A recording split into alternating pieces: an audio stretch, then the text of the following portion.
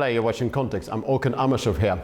Making headlines and dominating the global media landscape is something President Donald Trump has long excelled at. As President of the United States, his every utterance carries weight and consequence. In a word, he is a man of immense consequentiality.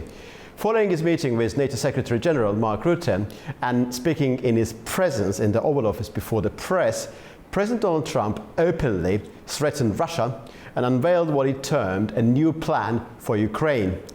The essence of the Trumpian approach appears to be twofold. First, the United States would continue to massively supply Ukraine with what is necessary via NATO, while European allies would foot the bill. Trump himself declared that the top-of-the-line weapons worth billions of dollars would be quickly distributed to Kyiv in support of its war effort.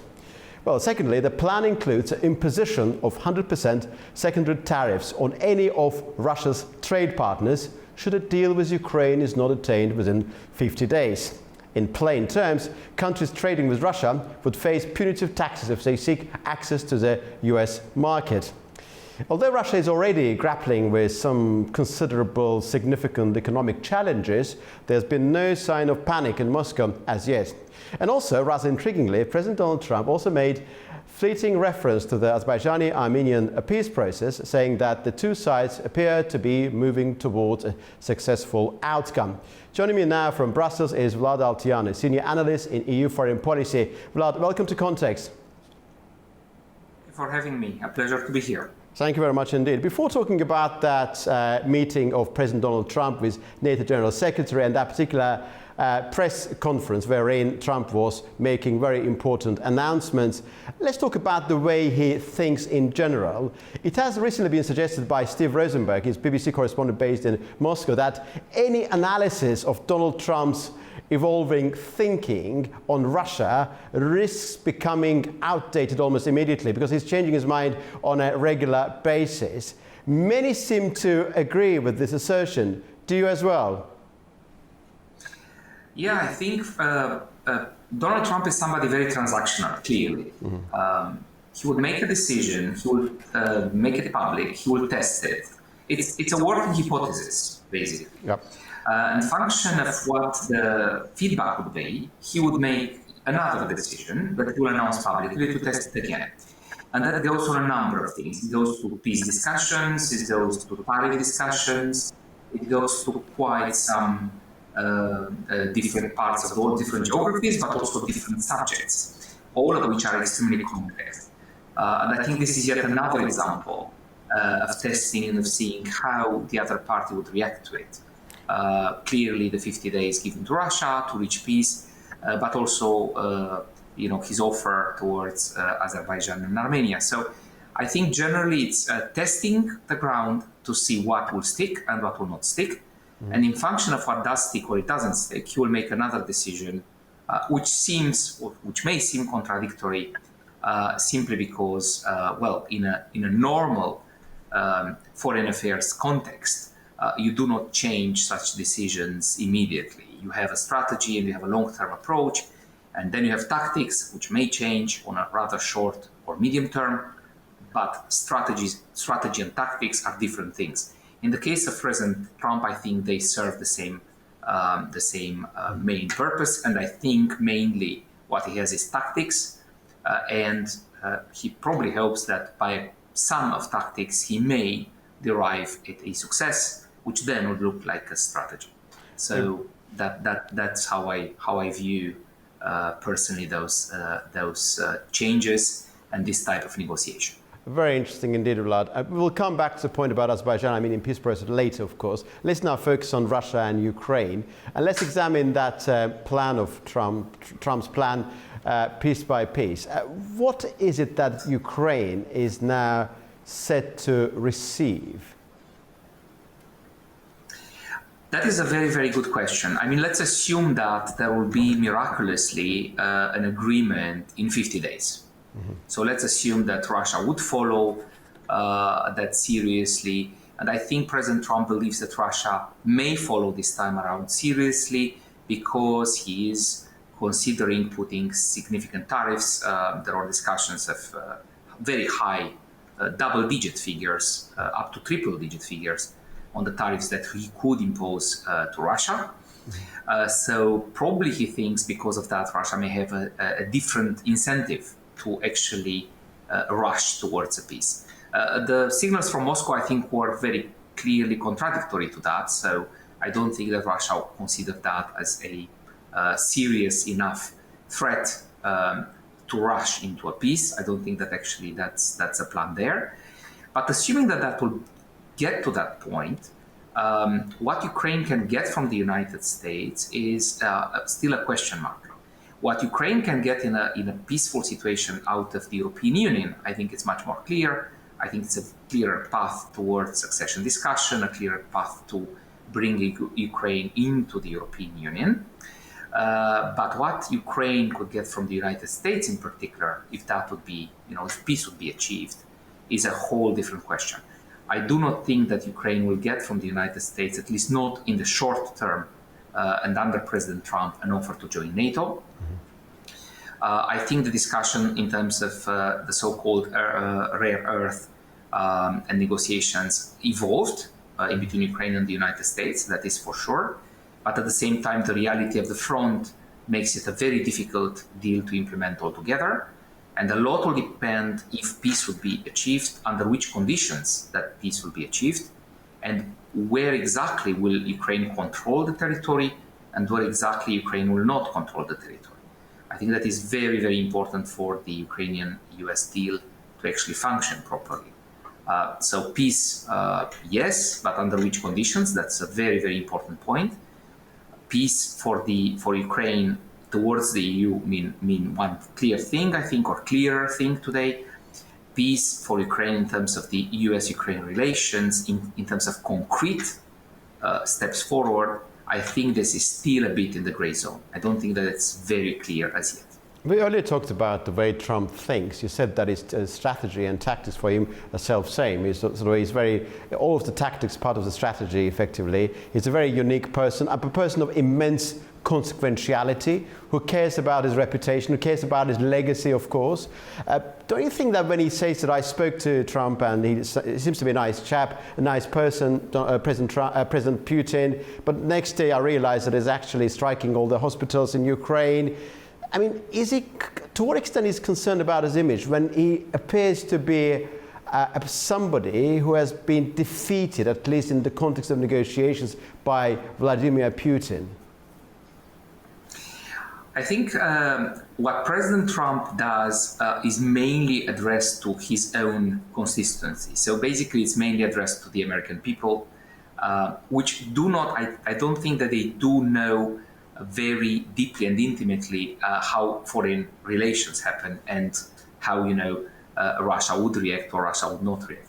And I think what he does want above all things is not to lose face. I think he wants to be shown as being the strong person, a person who decides, a person who brings America up to tough decisions, but successful decisions with shows of power. And I think we saw that in a number of situations. We recently saw that in his decision to bombard sites in Iran. So I think clearly he talks more to his own people and wants to show this America first, America strong approach. It is not so clear how much he will talk to the international community or how much he wants to talk to the international community other than to show America all might. But that all might can be shown militarily, can be shown economically, and this is the whole discussion on tariffs and on what America will do. The only thing is that, of course, cautious approach is always a better approach in both war diplomacy and tariff diplomacy, because if those things are too rushed through, they may hurt America internally. For instance, the current tariff discussions, with a 30% towards European Union and various percentages to other parts of the world, will unmistakably actually hit America at home economically. It is not something that can be sustained even over the medium term. And President Trump has elections that he should take care of. if he cares about the Republican Party, and he seems to care about the Republican Party, he has midterm elections, and those usually are decided based on internal economic grounds rather than by foreign policy, unless foreign policy at that moment involves significant wars in which America takes part, which are rather unpopular as we know them in the United States. That is not yet the case, and maybe that will not be the case, but economically the tariff situation will probably result in some negativity in the output of the US economy over the short to medium term. Vlad, how do you see the relationship between the United States on one side and the coalition of the willing now? Have they now joined forces? Because remember a couple of months ago we were discussing to what extent they're actually coordinating with each other. To what extent Anglo-French-led coalition of willing is coordinating with US contingent. And now it seems that that good old policy, the policy that seemed to dominate the sort of thinking, sort of define the common Western thinking based on two fundamental linchpins, namely one is increasing support for Ukraine and also crippling Russian economy. And with Trump talking about tariffs, it looks like the crippling Russian economy is back to the equation. Now is sort of an approach which is supported by both United States and the European countries. Are we back to square one in that sense? Because I remember on the 28th of February, after that fateful conversation between President Trump and President Zelensky, everybody back then was saying that the nature of the debate about Ukraine changed, and Trump was not so much willing to impose tariffs on Russia, and he wasn't very much in favor of the punitive measures. So his tone regarding Russia was very conciliatory. Now it looks like we are back to that square one, with one fundamental exception: he wants Europe to pay for that military support for Ukraine. What is your reading of this set of circumstances? Yeah, no, it's a very good analysis there. I think yes, let's make America great again. That's very clear. Let's make Europe pay for it, or whoever else actually pay for it. I think that's immediately in the background. It seems that the relation, though, in between the coalition of the willing and the United States are getting better. I mean, very clearly, the last package of aid for Ukraine seems to be sent by the United States via European NATO partners. So actually, it seems that relation starts working, basically, should I say, back to its Biden optimum. So actually where the relation was very close. Of course, the tariff part plays part in the equation against Russia as well. Economic sanctions as well. I mean, they are coordinated. As we know, the EU was pushing forward a number of sanction packs, even without immediate US support, but it seems that US would follow. So US would actually also like to impose a number of sanctions and go higher up on that end, plus the tariffs that we discussed. But again, in between US and the EU, there is still this discussion about the tariffs in between themselves, which is somehow creating a bit of an additional burden there in the whole equation.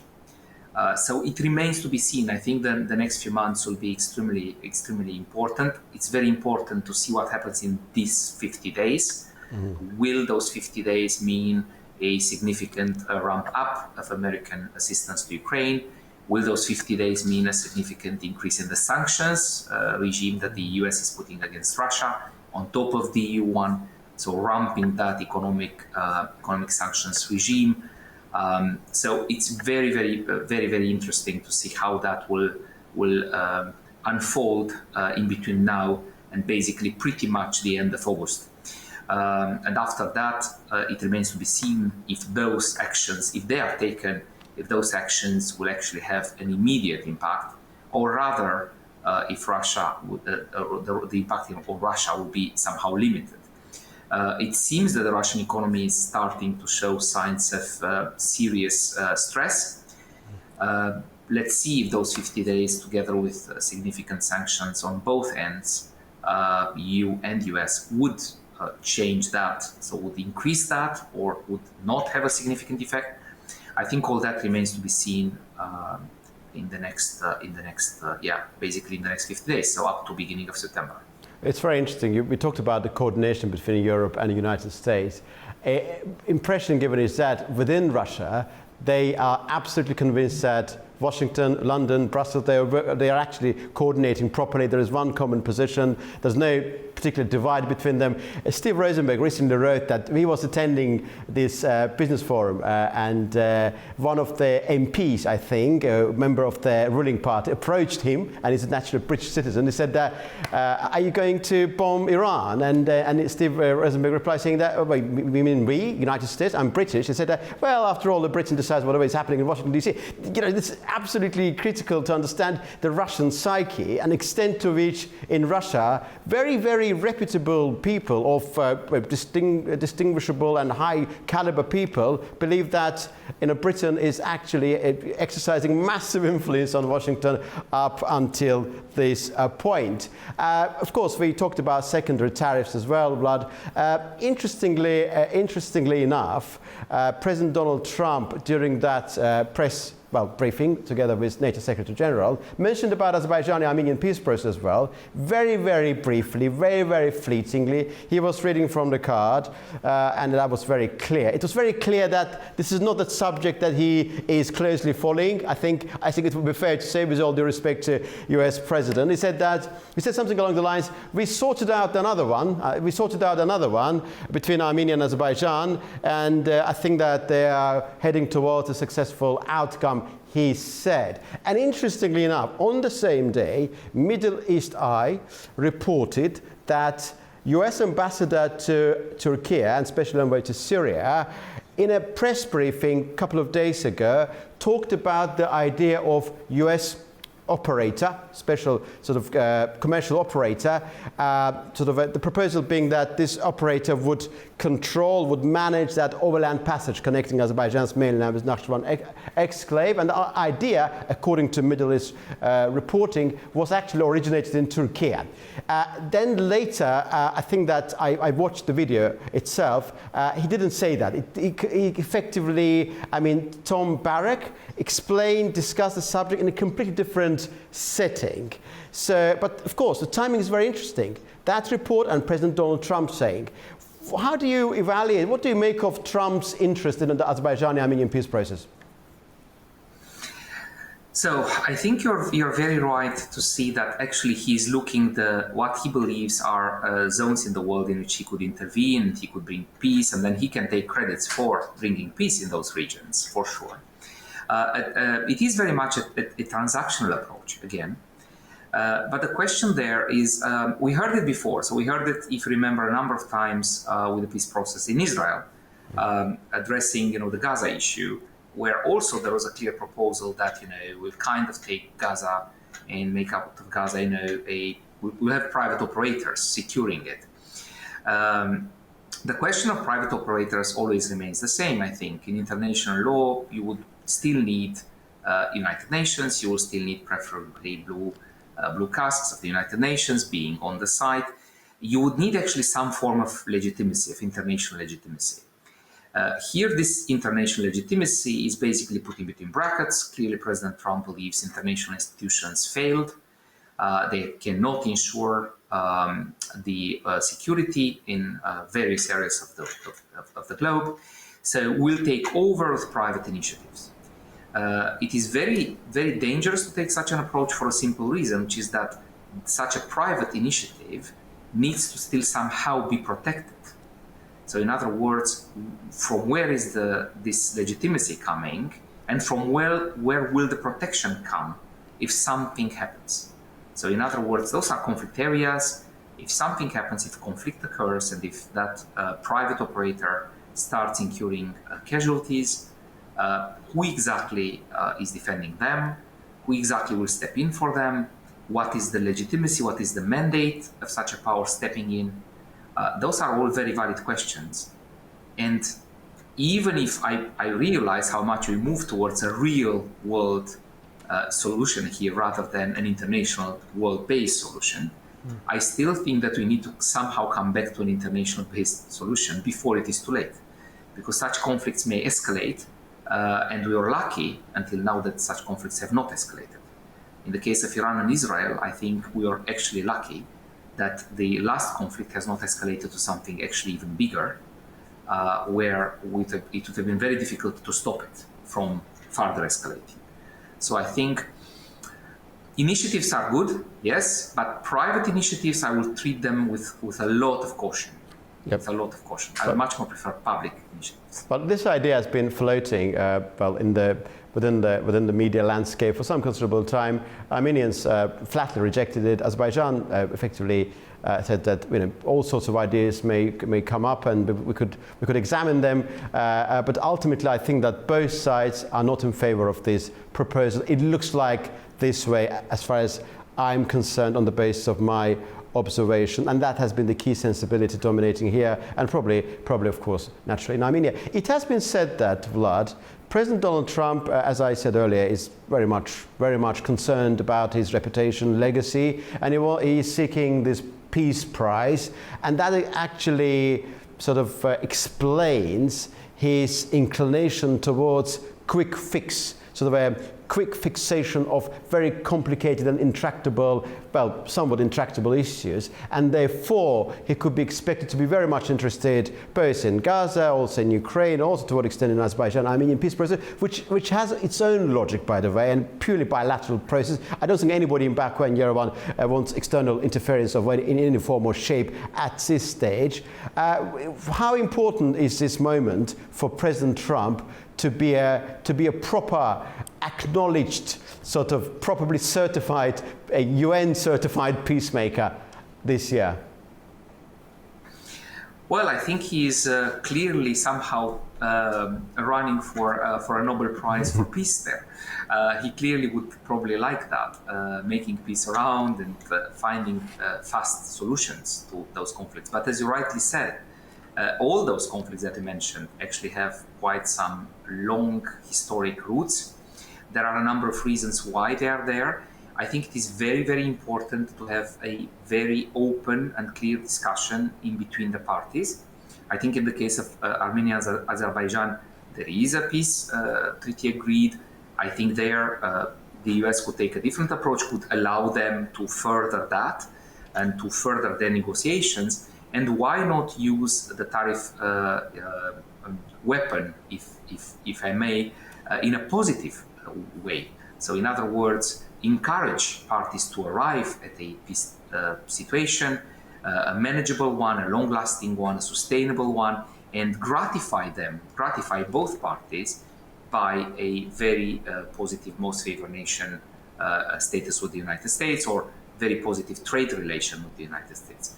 I think something like that probably will be much more workable. Yes, it will take a little bit more time. I'm not so sure that it will take much longer, but I think it will be more sustainable, and bringing carrots to the table instead of just sticks probably would help parties negotiate in a more profound but also faster way, because they would probably like to receive those carrots as fast as possible. So I think there the approach should be a little bit changed from this, I show you the carrot, but I hit you with a stick, to probably, I would not use the stick, but I will use carrots to make you run into negotiation and agree on your terms. Because at the end of the day, you will still remain with that neighbor next door. You will not suddenly be neighboring the United States. So clearly that, I think, will be a better approach. Will President Trump do it? I'm not so sure. Maybe, the president after President Trump may be inclined to come back to something like that. Well, Vlad, thank you very much indeed for your time, for your answers. Most grateful. Thank you. That was Vlad Alteanu, a senior foreign policy analyst joining us from Brussels. We discussed a wide range of issues, including President Donald Trump's latest major announcements related to the war in Ukraine, his threat aimed at Russia, and also, of course, the very interesting fleeting moment, but albeit very consequential moment as long as this particular region, South Caucasus, is concerned, his fleeting comment about the Azerbaijani-Armenian peace process. You've been watching Context, and see you very soon indeed.